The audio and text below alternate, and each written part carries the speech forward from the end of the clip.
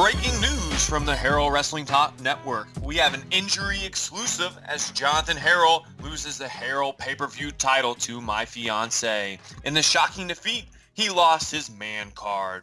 His symptoms of losing a man card include driving a minivan, having a man put on your windshield for you because you don't know how to put it on, getting a lower back tattoo, or watching The Notebook without his wife, staying up late at night crying because he can't get a hold of his feelings, and watching Grey's Anatomy.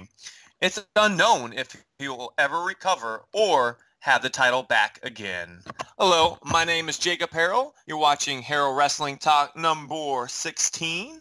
And I'm Jonathan Harrell, and that's a load of crap, and I'm upset about it, and I barely made it through the pay-per-view. You're going to get me fired up, and we haven't even started yet. Stardust champions forever. Whatever. And yes, I would have to have another man put my windshield on because I don't know how to install a windshield. But I do install my own windshield wipers, if that's what you're referring to. So anyways, we got a full list of headlines again today.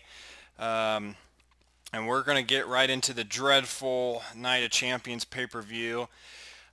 Don't need to bring up again who ended up winning our pay-per-view predictions, but we did have a lot of title changes.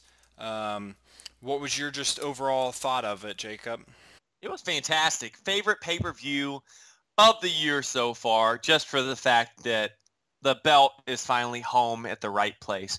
If I'm unbiased, I think that it wasn't entertaining. I have to say, though, and you probably will agree with me, and most people do on this situation, that if it wasn't for Dean Ambrose coming back to the pay-per-view, it probably would go from like a high B to a low C. I don't know what you think. No, you're crazy. They could have not had that whole entire bit, and it still would have been a great pay-per-view. I mean, I was on the edge of my seat, and mainly because it was all depending on who I picked, but I was on the edge of my seat for the United States match, the edge of my seat for the Intercontinental match, and the tag team match was great as well. I mean, it was just great matches all night. Rusev and Mark Henry was kind of a letdown, which, you know, is kind of expected, but and then, you know, even the Divas match. The Divas match wasn't awful. And then you came to Brock Lesnar and John Cena, and the match itself was awesome. I thought it was really good. And then I didn't care for the ending.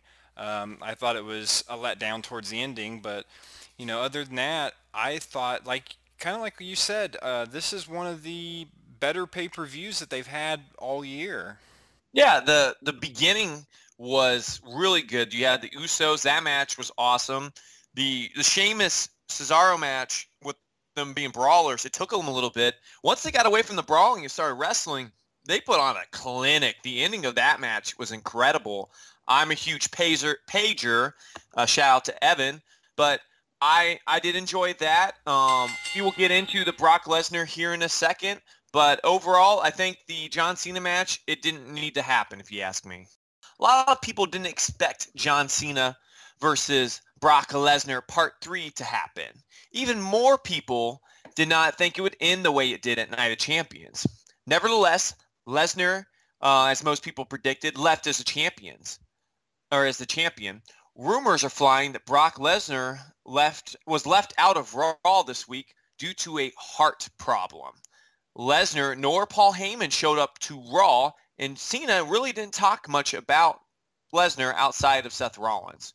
Do you think these injuries could be true about Brock Lesnar? I mean, you bring up a good question. As far as I've heard, Heyman was, you know, scheduled and said to be at that Raw and then never appeared. So, you know, anytime that somebody is on the card, or as you'd say, for a event and doesn't show up, brings, you know, questions in its own. But as far as heart problems, I mean, we've seen Lesnar never show up for Raw anyways, so I mean, it doesn't strike me I guess when I first was watching Raw, I didn't think anything of it, that he wasn't there. Um, but I don't know what they will do from here now. Yeah, I think this is going to be a bigger deal if he skips Hell in the Cell. That's when you're going to start talking about if this rumor's kind of true. But let's get back a little bit into Night of Champions. The way it ended, I did not expect that because now they added a whole new element. Because I thought with Brock Lesnar, they wouldn't even flirt with the idea of Seth Rollins cashing in on him. And then they throw a huge curveball as the heel went heel on a heel, and I was just like, cash it in. This will blow everyone's mind because I don't think anybody talked about him cashing in last or on Sunday. Now, see, I wonder if this almost gives Lesnar a break where you don't see Lesnar for a couple months. I'm not sure. hmm Yeah, it would be a perfect out for Lesnar for at least 1 month. But if you're the champ, you got to at least Survivor Series show up. We did have, like we said earlier, 3 out of the 5 belts exchanged hands on Night of Champions. Now, we won't go into the Intercontinental belt. We'll actually do that a little bit later. But you had Sheamus, AJ Lee, and the Dust Brothers all winning. Where do those guys go from here? I see the Dust Brothers holding the title for a while. I see this being, like I've said before, and I'm always right, obviously, the catalyst to them breaking up and wrestling at WrestleMania. Other than that, the Divas kind of, they're just going to, it seems like, go off and on for a while because you have 4 primary Divas to go off of one title. So Right. I don't know where that leads to from there, but they're just going to keep switching it off. I want to see the Wyatt family come back. Could we possibly see the Usos lose again? The Wyatt family turns face on this? You know, I don't know, and it's sad that you've got the Wyatt family kind of missing out of that because I think you've got a lot of great tag teams. Um, so it'd be curious to see where they go with that. Like you said, it's almost down to AJ Lee and Paige for the title, and but I do like how it's constantly, it's switching back, so you never know who's going to win, what's going on. And then for the U.S. title, I don't know where they go from here. Um, they barely ever wrestle for it. It seems like, I know when Dean Ambrose had it, he had like 3 matches his whole entire reign of it. So I'd like them to see, I don't know, do something with it. Maybe, and I still think it'd be a great idea for Rusev to go for the U.S. belt and then win it and come out the next night with the Russian belt. I think that'd be a great idea. That's a great angle. The problem I have with Rusev winning the U.S. belt is it's Cesaro won it. He actually had fantastic matches when he had that belt. I believe it was a year ago, almost 2, and nothing ever came of it. The United States title for me should be a minor championship with minor talent compared to putting Sheamus, who should be in the major cards, but they keep him in the minors. As you all know by now, WWE keeps drilling it into us that Roman Reigns had to undergo a emergency surgery for an incarcerated hernia last weekend. It's said that he will need to be out for 4 to 6 weeks, which means his return would be at the earliest at SummerSlam. People are starting to call on WWE's bluff on the injury, saying it's all storyline. And the biggest reasons for this argument is that Raw gave away the match Monday before the pay-per-view for free. Do they have a good argument on this? Um, I don't know. I mean, I guess you could say that they were trying to get some ratings. So I could see that, you know, we're trying to push it, and then maybe it'd be a great rematch to see. But I don't know. It was interesting to me that, we heard about it, and all of a sudden, out of nowhere, we have specials on the WWE Network. We have, all kinds of like breaking stuff that's posted and uploaded on the videos. And so, I mean, I thought that was kind of weird. But what's your take? I'm sure he's injured. It's a demanding career, basically, pro wrestling is there's been a lot of injuries recently, but there's always going to be injuries. I'm kind of surprised. We've talked about this before. The members of the Shield have been going 1,000 miles per hour for almost 2.5 years now, and none of them have been majorly hurt, and that's been kind of mind-boggling to me. But since now with Bryan leaving and the Shield's the focal point for almost every storyline, it doesn't really surprise me he would get hurt. Yeah, I mean, you look at it, they are the workhorses right now, and rightfully so. I mean, Seth Rollins is amazing. Dean Ambrose and what they've kind of been doing is amazing, and it seems like fans can't get enough of that. And then Roman Reigns is just constantly building on his character and building where he's at. So it sucks, and I guess we'll just have to see how long he's out. And see if that kind of hurts his character at all. If he's out for a long time, maybe he comes back really soon, and then you really get the questions of, was this real or was this not?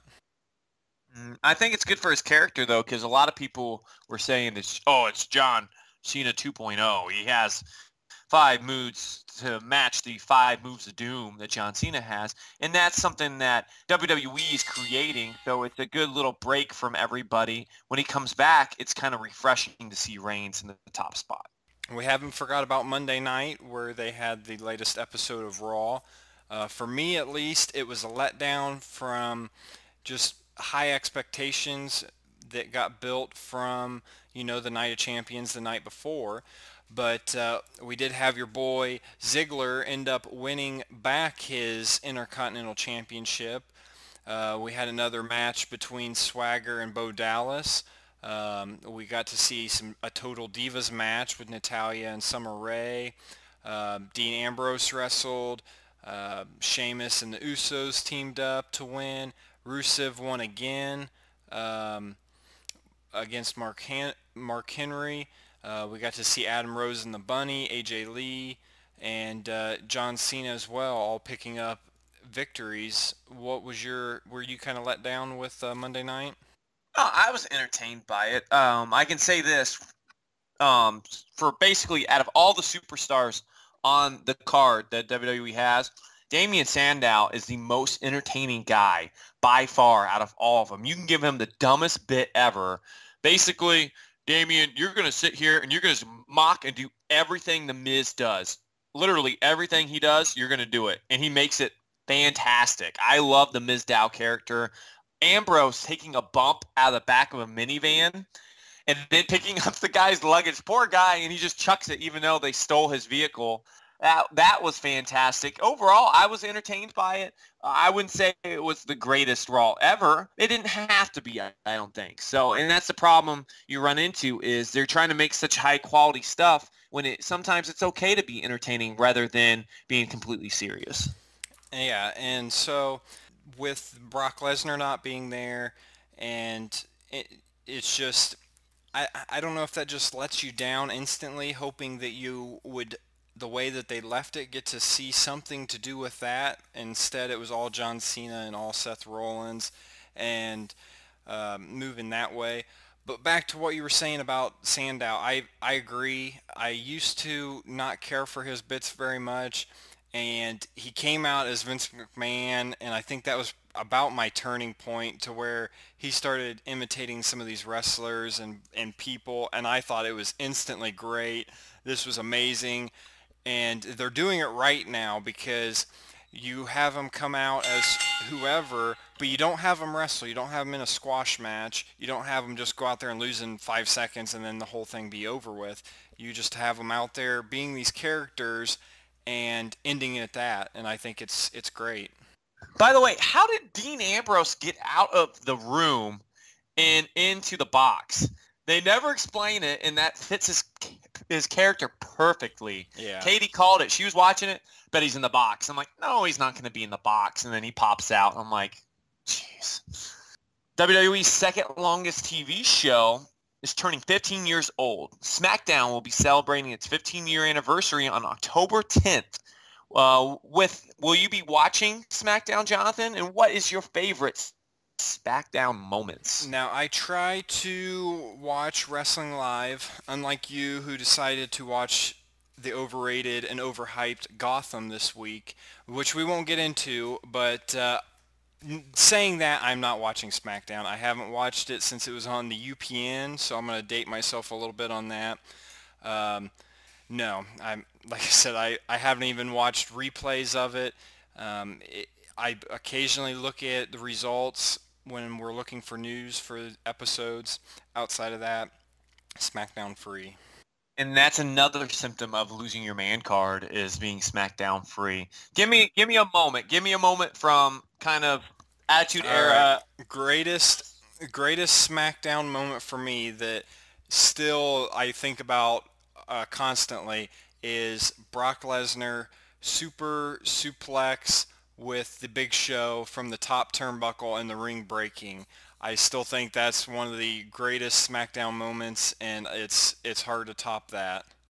I mean, the SmackDown we were at back in the day had John Cena's debut and had Rey Mysterio's debut, didn't it not? Yep, it did. So that's a good one because we were actually there.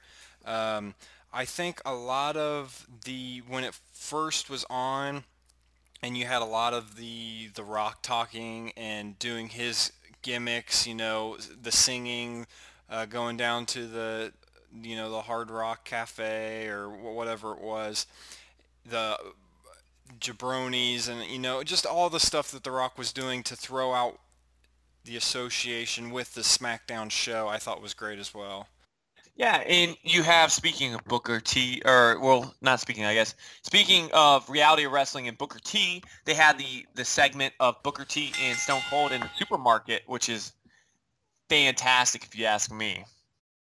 Now, recently on the WWE Network, they had a special revealing the full 62-person roster for upcoming 2K's game, WWE 2K15. Now, of those 62, you've got 10 of them that are legends, and I don't know if you've got to look at the list yet, Jacob, but, we have a lot of people on there. There's debates on CM Punk. He's listed on there, but legal actions may change that. And, of course, we've got Sting, Hulk Hogan, even, our boy Booker T is listed on there. What you got? Anybody that you were bummed that maybe they left out, or are you pretty happy with the list? Well, I have not seen the list yet, so I am unprepared on that again this week. But to me, from what I've seen, the video-wise, I am happy with it. I'm okay with having some legends put into the list. But for me, what I enjoy the most is the main roster, because you look back and I have WWE Smackdown versus Raw 2006, I believe it was, where they had the GM mode. And they had like the Boogeyman and different things like that. And these characters, they're not there anymore. And it seems like every year WWE changes the main roster 5 or 6 people.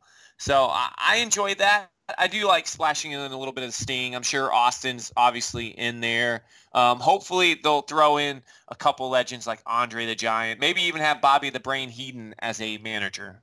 Yeah, now they don't have, now of course, we're in and it ticks me off, it could be one of my rants, the whole downloadable content era is kind of what we're in for video games now, where, every month for $5 you can buy a new character or something like that. So, who knows what they may be adding to it later on, and I'm sure that they will. But, somebody that was surprised me, I'm happy with the list. A person that I always look to see is, of course, The Rock, and The Rock is in there. Now, I was actually surprised to see Kevin Nash on the list, and I thought, man, I never really thought of Kevin Nash as on the same stage as The Rock and Stone Cold and Ric Flair and Hulk Hogan, and so I guess that was surprising for me to see him on there. Yeah, and I so want Kurt Angle to be on there, and I will give a back rub to anybody that can get Hurricane Helmsley on there. I want to stand back and watch out. There's a hurricane coming through. at Night of Champions, numerous amounts of fans were complaining online that securities were confiscating Cesaro signs. Last time this happened is when CM Punk left the company. I want to also note, after WrestleMania, Cesaro was reportedly told by WWE officials to stop using the Cesaro swing because it was getting over too much with the crowd. What benefit would the WWE have if censoring the stars like this is true? I I don't know what it does for benefit. It's almost like saying, okay, fans, screw you guys. This is what we're planning on, and this is what we're sticking to, and we're not changing it. And that's what it sounds like to me is, hey, Cesaro's getting some cheers. That's not supposed to happen. He's supposed to be a bad guy. Let's go shut this down. I mean, that's what it sounds like. And I was cheering for Cesaro. I thought he was going to win, and I don't know how many times that I thought he had won. But I've never been a fan of Sheamus, and so I I just don't know why you would take the signs away. I don't know what it just to keep in the storyline of everybody hating him on TV. I'm not sure. Yeah, and for that, basically to me, this is, like you said, where it's like not almost a screw you fans, but this is our take. JR said back in the day, the fans are the ones to decide basically who is the faces and who's the heels, not necessarily the story. So if a guy built momentum, the Cesaro swing, people went crazy when the Cesaro swing was going off. That's why if you look at WrestleMania's pre-show for WrestleMania 30, we the people chants were going everywhere, and he had that moment. I figured he was going face, and they should have went face with him because the crowd wanted him to go face, but he went to a Heyman guy, and then he was doing that weird, I'm a face, but yet I'm a heel because I'm with Paul Heyman, then I'm dropping you, and they've kind of abandoned his ship and said, you know what, we don't want you to be popular. And see, that doesn't make any sense to me because you would think that's the easiest way, Hey, let's bring this guy out. Okay, he's getting tons. Everybody loves him. Okay, let's kind of keep going this way and building off of that. But then at the same time, I can see, everybody loving, say, the NWO, and then, okay, well, let's try to make the NWO good guys, and then you're trying, that's not going to work because everybody loved him because he was a bad guy type deal. Now, the popular e-television show Total Divas, their ratings this season have been pretty much a roller coaster ride, and last week's episode, which actually aired during the pay-per-view, was up 22% from last week. Now, is the WWE not really looking for hardcore fans to watch it since, they could have skipped a week to prepare for the pay-per-view, or are they just looking for people outside of your normal wrestling scene? Yeah, this is a difficult situation for them because I'm 100% sure they don't have a choice on the matter of when some of these things air. A lot of that goes into E, and what E's schedule is.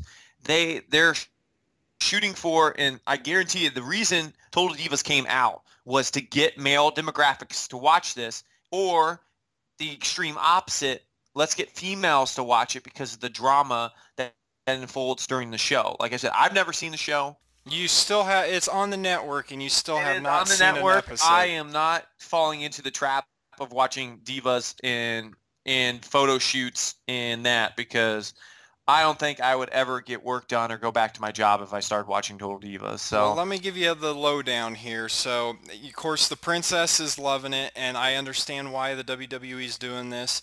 She knows who Natalya is. She knows Summer Rae, Eva Marie, Cameron, Naomi, all these divas. She knows who they are, and she'll even watch their matches when they're on TV.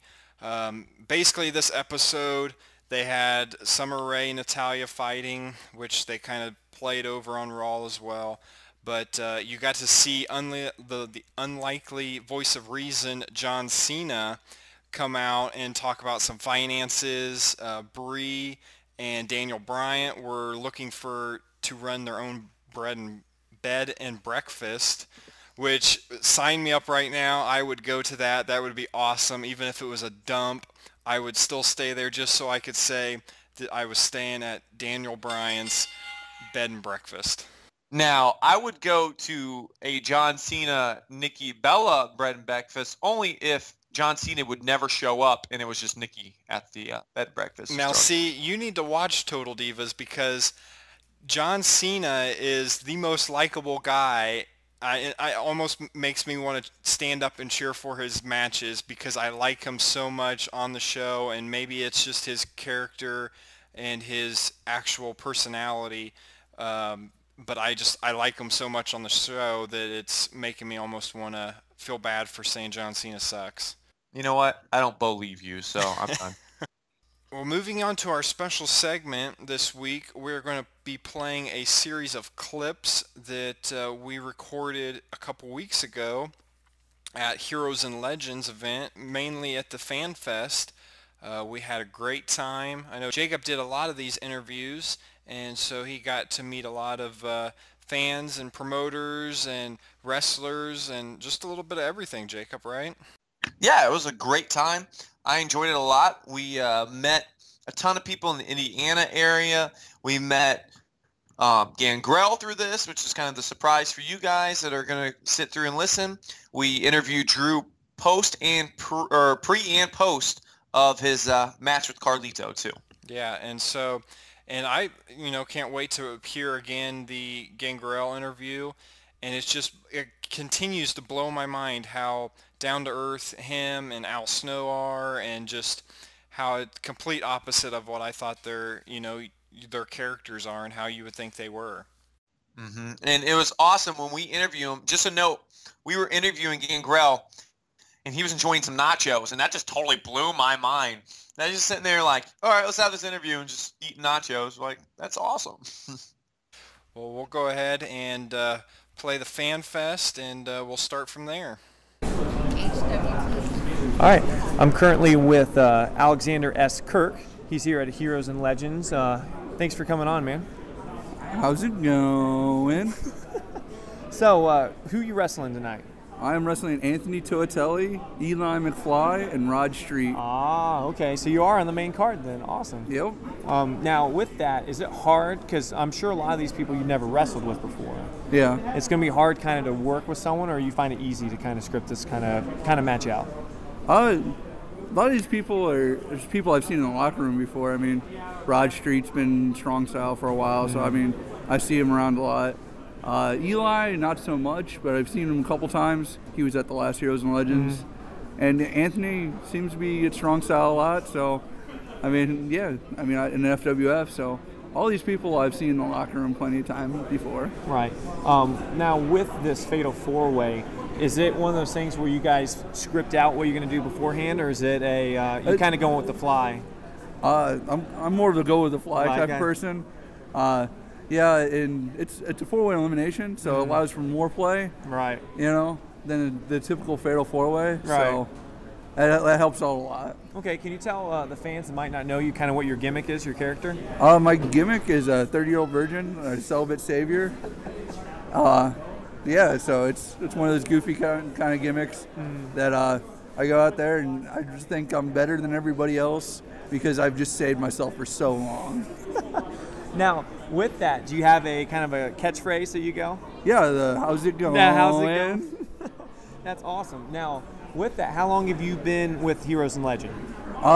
Since the second show, I was on the pre-show, and yeah, I'm just now been bumped up to the main show. Okay, awesome. Who'd you wrestle with in the pre-shows? It was a 5-way elimination or 6-way elimination match there with Anthony Toatelli. So I've already wrestled him. Brian Defiance, CJ Mack, and El Burrito Loco, and then Matt O'Hare. Okay. Now currently known as Matt O'Hare. Matt O'Hare. Okay, awesome. That's sweet. So, do you have any future bookings coming up, events that people can find you at? Yeah, obviously Heroes and Legends today, but also FWF. I'm coming up. But yeah, also Strong Style Wrestling.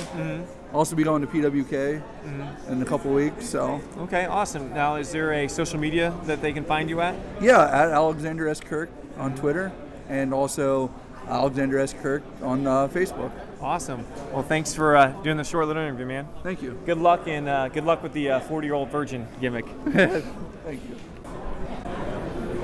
All right. at Heroes and Legends Fan Fest right now. I'm with Mike Smith. He's the promoter for Strong Style Wrestling here it's in Goshen, Indiana, correct? Yes, sir. All right. So can you tell us a little bit about Strong Style? Sure. Well, we're fairly a new company. We started up, our first show was back in February. Each show gets a little bit bigger. We run out of the northern Indiana area right now. We work with some names, Al Snow, Tommy Dreamer. We're here today with Dreamer, actually, for the Fan Fest. Our next show will be coming up November 21st. Okay. So who's some of the legends, or I should say the heroes that are here from your promotion? Where's Mike? Anthony Toatelli, Congo Kong, Jack Thriller, Big Rush Jones. Man, there's a bunch. Scotty Young.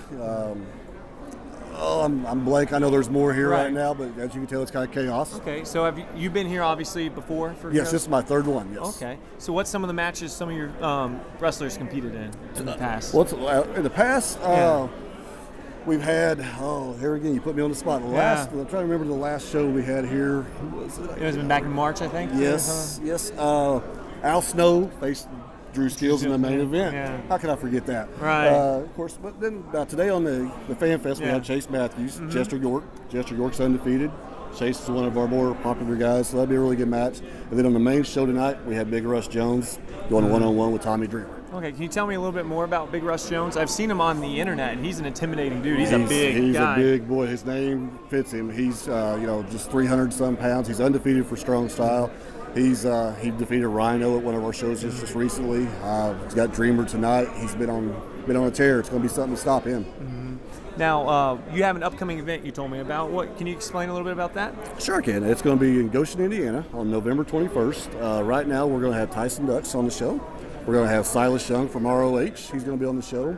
We're going to try to crown a champion that night. We don't really know for sure. I'll have that figured out this week.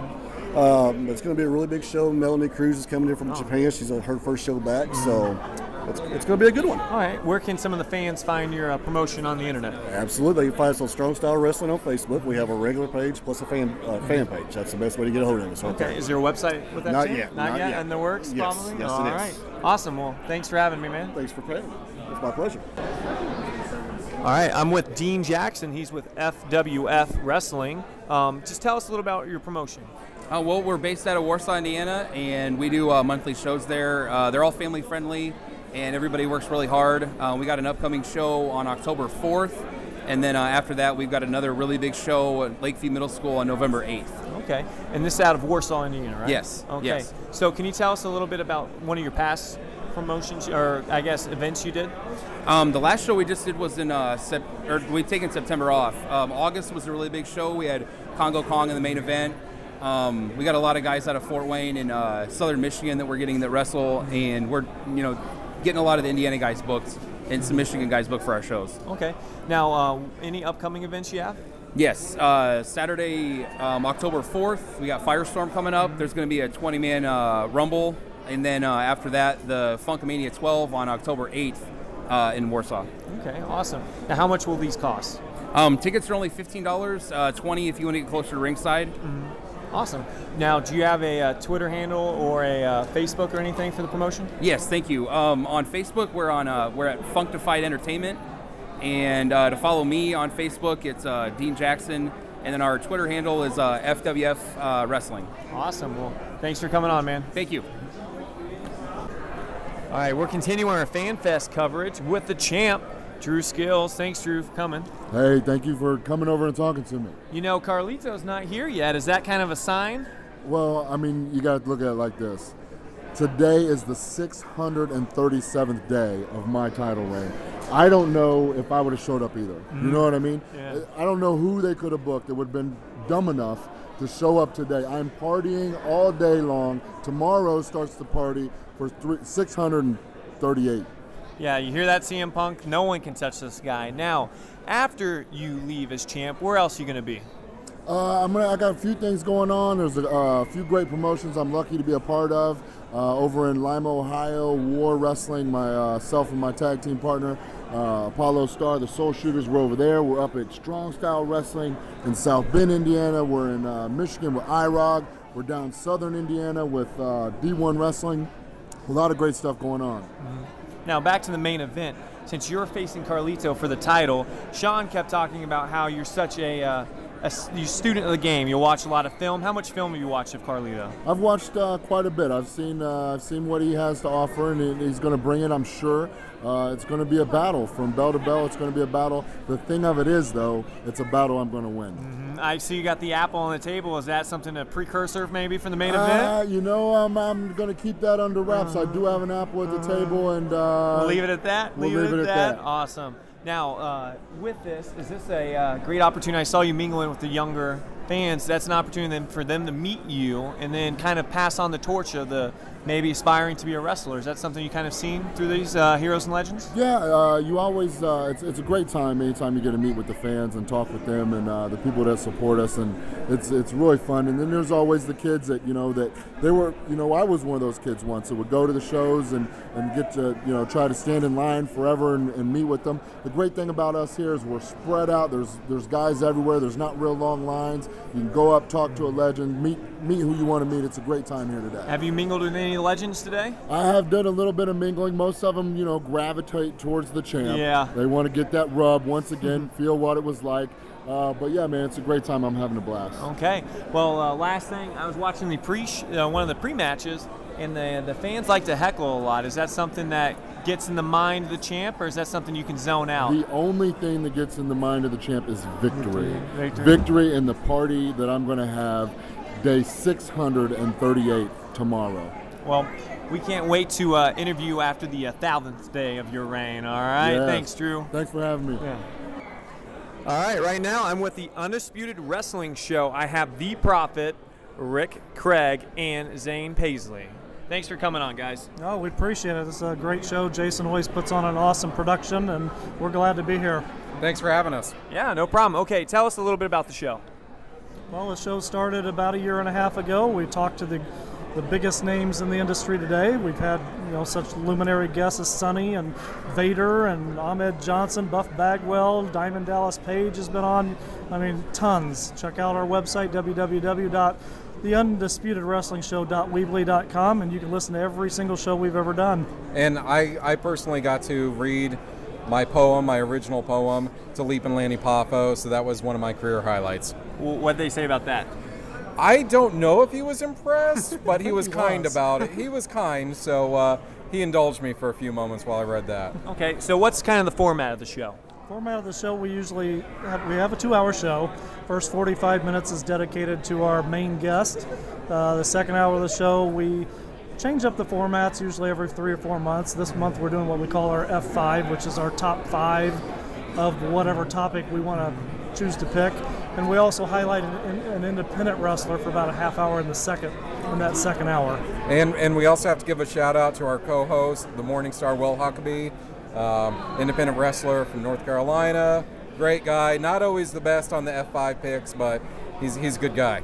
Okay. Now, do you do all spectrum of wrestling, or is it mainly kind of the entertainment company?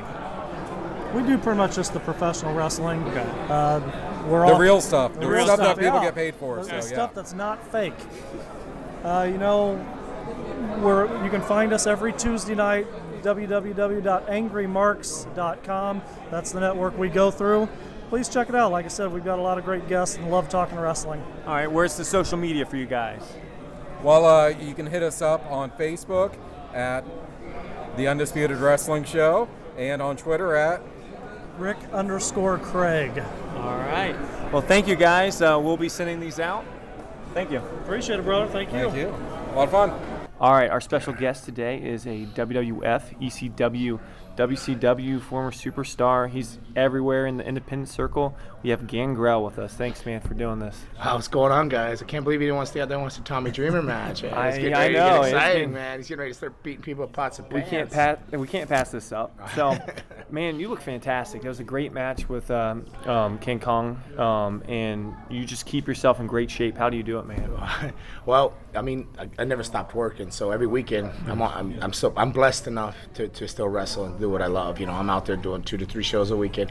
Plus, me, Rikishi, and his cousin Reno Black Pearl, we have a wrestling school in LA. So when I'm not on the road on the weekends, I'm in the school during the weekdays. So Mondays and Wednesdays down at Knox Pro Academy. So still training. So I'm still running and gunning and out there banging and banging. So I think that's what I do. I just keep going. I'm not necessarily in great shape body wise, but I think that's what keeps me moving in the ring, though. Yeah, never stopping. Do you teach you a little bit too with that? Oh yeah. I'm the trainer. I train down there. Kishi just moved there now, so he's there full time too. So it's me and Kishi there every Monday, Wednesdays, Friday mornings if we're not on the road. But we're both usually out, and then that Reno work Friday morning at the school. So. Does it feel rewarding to like kind of give back? And oh, it's awesome, especially when we look at our student Rusev. Whatever they call him, Rusev Alexander. Right. You know, he's the first guy out of our school, so we trained him from scratch, and that was awesome. So that's very rewarding to see him out there doing really good, so that's the reward. And it's like having a bunch of kids at a wrestling school too, though. You don't want to get attached to them. You're like, let's just train these. But then again, now you got like 40 kids. You're like, geez, you know, I didn't do too good raising the 4 I raised, but now I got 40 to raise. So, but it's awesome. It is awesome. Okay, getting into a little bit of your wrestling, you wrestle with the 3 biggest companies. Which one helped influence you the most out of your stays? Kind of short on some of them. But yeah, I mean. I was very, very brief at ECW. Right. Paulie didn't like me very much. WCW, I was off and on there through the power plant. Then I signed a contract, and I was an idiot and quit. Like the day after I signed it, I quit and went back and forth. And I don't know that any influenced me. What really influenced me was Japan or Stampede. Stampede in Calgary, original, because when I went to Calgary at the tail end, I learned so much there that you either become a killer or insane there, you know what I mean, or one hell of a wrestler. Right. So I learned, Stampede really influenced me and turned me to, and I always had a fever for the flavor of the Japan style. So when I went to Stampede, I just backed it up, and then we got tours of All Japan. We were like 18 years old. That was just awesome. And Japan was my biggest influence. All Japan women, and Stampede. You know, I'm sorry it wasn't the 3 big companies. No. Hey, that's what biggest influence. You know, that style. You know, that Benoit style, Dynamite Kid. You know, I love that. You know, aggressive pit bull, keep working, come back, relentless. You know. You don't see that anymore, really. No, but it'd be fun if somebody did. You know, get out there. You know, everybody's like, you know, wrestling for a while there. You know, WWE and all that. It was like it was almost cookie cutter. I couldn't even tell who was who apart. I stopped watching. But at least now with what is it? That Wyatt, Bray Wyatt and all that. At least you got characters coming in. You know, so we're getting a little bit of character, so it's getting interesting. This is where I'm starting to get interested in something terrible comes on. I didn't remember what it was. It was just like, really? You know, I mean, I love the character, but then that's just stupid. You know? Right.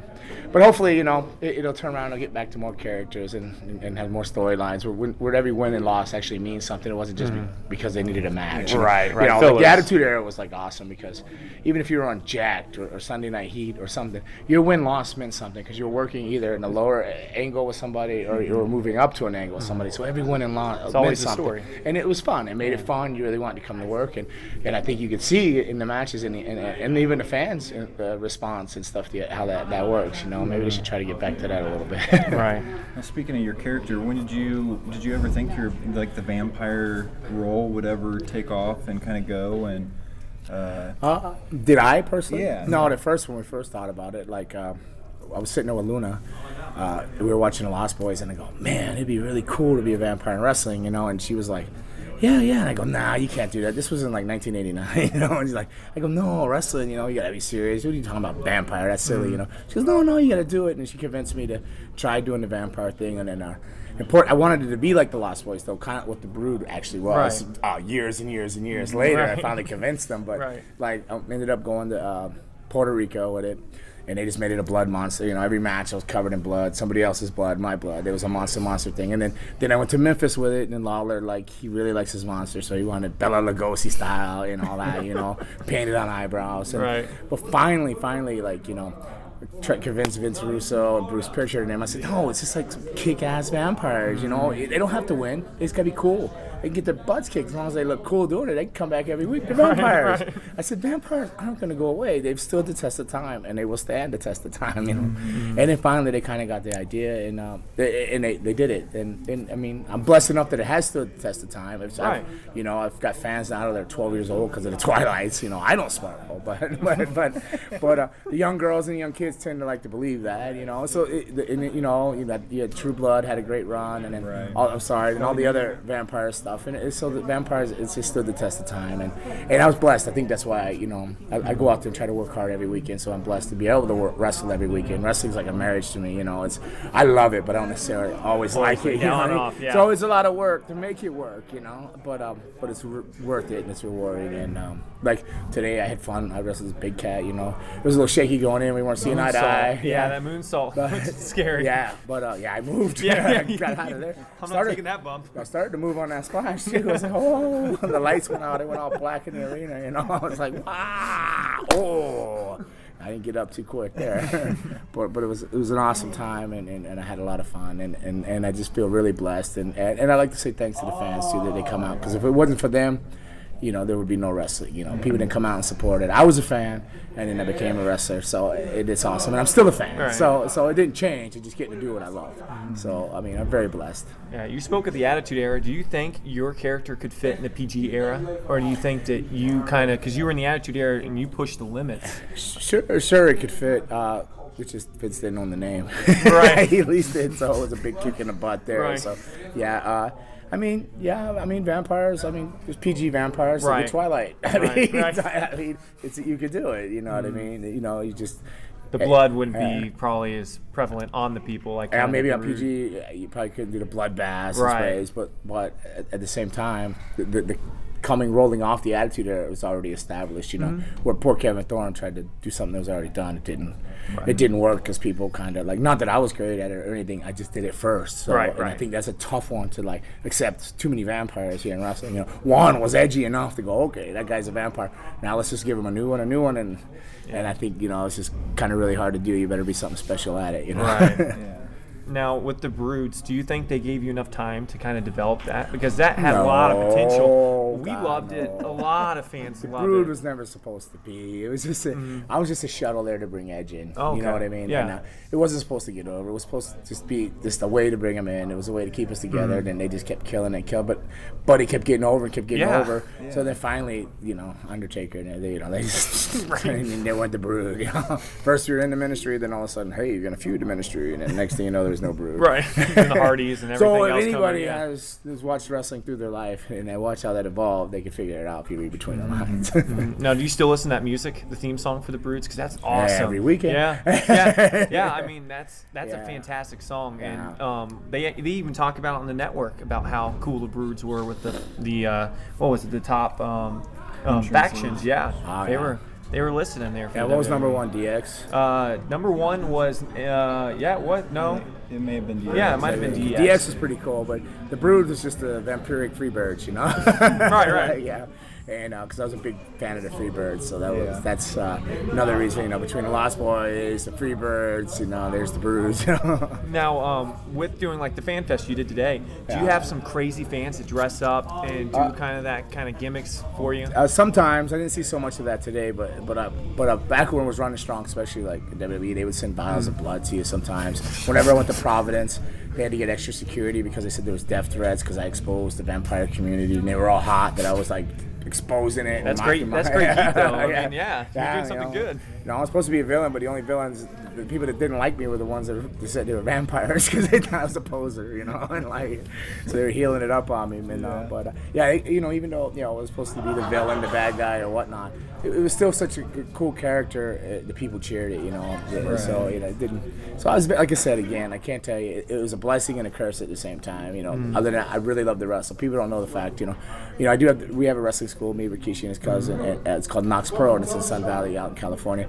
That's where I get to wrestle still now. Now I go in there and I get to chain wrestle and roll around with the students to get that out of my system because, the whole, if you watch the match tonight, the vampire thing, it's just a lot of punching and kicking, but especially with the big 6'8" or whatever he is, I wasn't doing a whole lot of suplexing. Right. But that vampire character, it would be really weird to see him go out there doing 3/4 Nelsons and school rolls up this and that. Right. You know what I mean? So the wrestling school was like my outlet to get my wrestling in, get my wrestling fix on. Right. And then we got a show called The Push. I don't know if you've seen that yet. Have you seen the I Am Wrestling TV?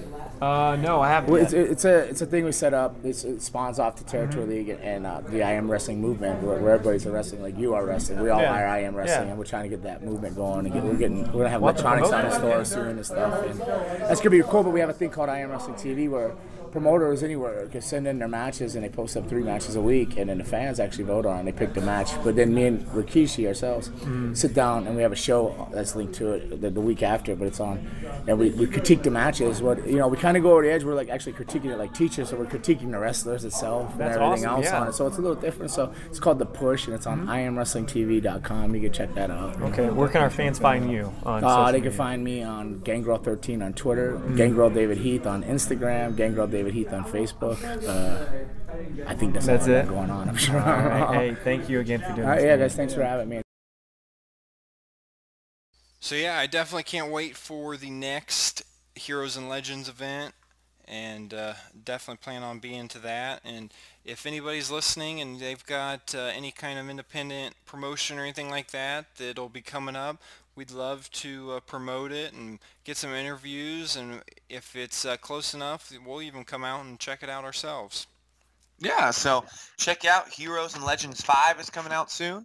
We'll be sending out all the information to everyone we interviewed on our Twitter at HWT Podcast. Now, moving into the rest of our schedule, what to watch in the WWE Network, we had a couple new shows. Of course, we had the video game reveal. They had another Monday Night War. The countdown episode this week is The Greatest High Flyers. And we even had another CM Punk Slam City episode.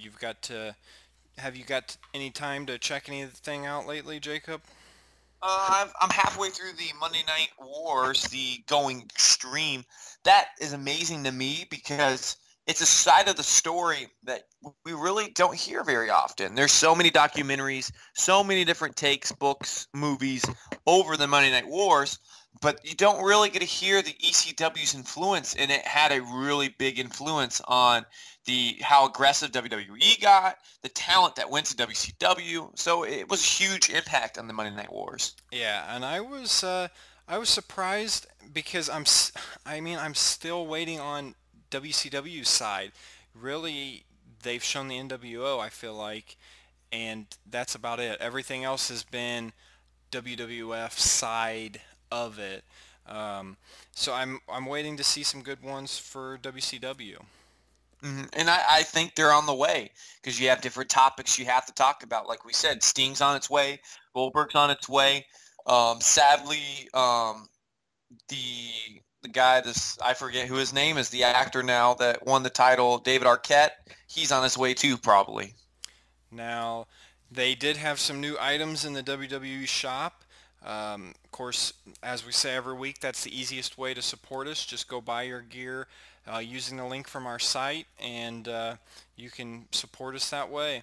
But they did have a new John Cena shirt as well as a new Sting DVD, which I'm bummed that it didn't go straight to the network, but I guess that's understandable. Now, I don't know if I'll go out and buy the DVD just because I'm so against buying DVDs anymore. But I would love to go possibly rent it somewhere or do something because I would like to see it. Yeah, it'll be interesting how long. I've been waiting to see when the Batista documentary will come on the network, because that Batista documentary that came out in April, once that comes on the network, it'll give you kind of a time frame on how long these DVDs will go. But with the shop, John Cena's new t-shirt goes out to charity. The proceeds do, that I've heard. I really want a Dean Ambrose sweatshirt. I've been waiting for it. It's still too expensive. If you go on, there's a ton of things on sale. You can get pretty much any copy of the WWE magazine for $1 or under now on the shop also. Now, see, I've been trying to get the princess to buy a shirt, and I thought I could get her to get this John Cena one. She's a John Cena fan, and it's got the keep calm and never give up, the London style, keep calm and carry on.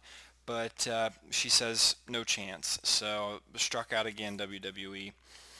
But moving into birthdays for the week, we had Stephanie McMahon turned 38 years old yesterday, the 24th, and just happens to share a birthday with our dad, Mr. Dave himself. So happy belated birthday there. Happy birthday, Dad. Good luck with the Cowboys and everything else that comes with being a Cowboys fan. Our anniversary week on August 24th, 1995. All 3 of the championship belts were on the line in one match at In Your House 3 when Diesel and HBK took on the British Bulldog and Yokozuna. Have you ever seen that match, Jonathan? Never seen that match. It's an interesting match. It's before HBK really took off, and it was when the Diesel kind of did his 3 moves. So, and see, I wonder if that's part of the reason why Kevin Nash is in the game this year, just because of who he's friends with, really. Yeah. He has a huge influence on a lot of things. The documentary actually kind of showed how much of an influence. Actually, the biggest thing, if you watch the countdown for the biggest men, you listen and they talk about how much revenue he produced through either the NWO or through being the main guy at WrestleMania when he took on Shawn. Diesel had a big impact in WWE and pro wrestling in general. Now we will skip our ESPN picks since you gave a cheap shot out to our dad here. You know, here we're wishing him a happy birthday and you go bashing on the Cowboys. So anyways, if you are ready for your 30 seconds, Jacob, I'll go ahead and get that started for you. Yeah, my 30 seconds goes out to all these kids who think neon lights are cool. You know, driving down the street and this car comes by and drives by fast and furious with lights on them. And you're like, you know what? Anybody that has previously or does currently use neon lights behind a TV or under a car, you're stupid. I can't even go into words I want to say because I'm a teacher and I treat myself professionally. But I just sit there and I'm like, you are so dumb that you would waste money on neon lights because they look pretty. And you know what? You need to go watch a Disney movie. I'm sure. I wonder how many people you know have neon lights or had neon lights under their car and just happen to have them behind their TV as well. So I wonder who that shot is going to. So instead of taking you're just cheap shots all over the place. And first the Cowboys and now with me and neon lights, but I'm going to avoid that and take the professional high road. Instead, I'm going to bash on people that ride their bicycle on streets. You know what? They make a sidewalk right on the freaking sidewalk. I don't care if people are walking. You should not be riding your bike down a major highway off the side of the road because people are swerving to get around you. No. Somebody just needs to run you over, teach you a lesson, get to the sidewalk. That's what it's there for. Not everybody lives in a fancy city like Indianapolis there, Jacob, and has designated biking lines.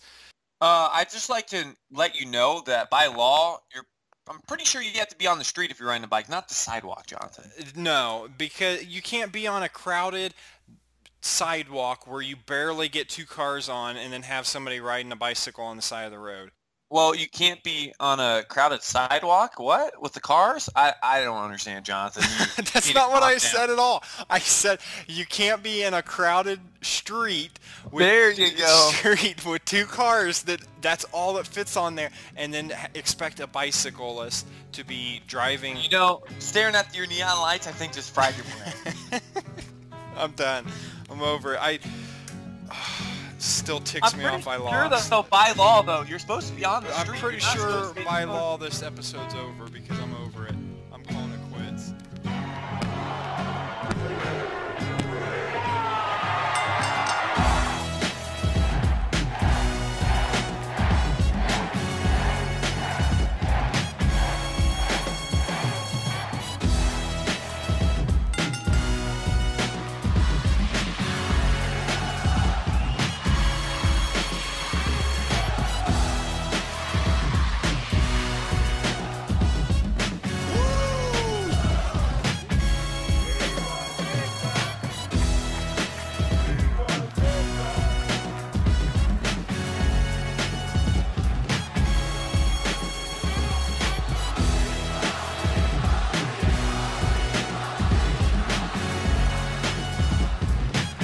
Thanks for listening to another production of HWT Network. Please make sure you listen to all of our upcoming events. On Thursdays, we have our HWT podcast, and on Fridays, we have our Reality of Wrestling report. You can find us on Twitter at HWT Podcast, on Facebook at HWT Podcast, and YouTube/HWT Podcast. Please feel free to comment, send us messages, email us at Harrell, Harrell, Wrestling Talk at Outlook.com. Last advice we will give you before we leave: if your girlfriend, wife, boyfriend, or husband says you watch too much wrestling, tell them that's impossible. Till next time, Wrestling World, keep listening and keep watching.